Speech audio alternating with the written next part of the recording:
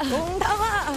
Ay, okay, may flicker out. Napakaganda magpasok. Okay, si Beauty na halos wala ng buhay. Pero si Owen, halos mapatay na rin mawalang immortality. Mapatay din si Light.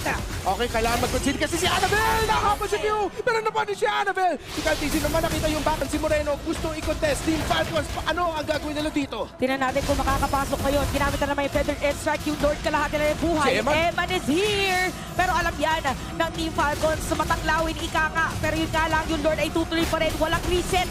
Walang reset na gagawin ang Team Falcons. Ang tapang ng Bigatron Esports. Ang tapang ni Emma. Si Ogun makikita naman. Ang isang miyembro nawala si Luke. Pero si Emma nasa likod. Caltisi may immortality pa. Mag-Wind of Nature na maaga. Super Marco wala ng Wind of Nature. Si Emma na lang kontra sa apat na miyembro ng Team Falcons. At mahuhuli ang Irite.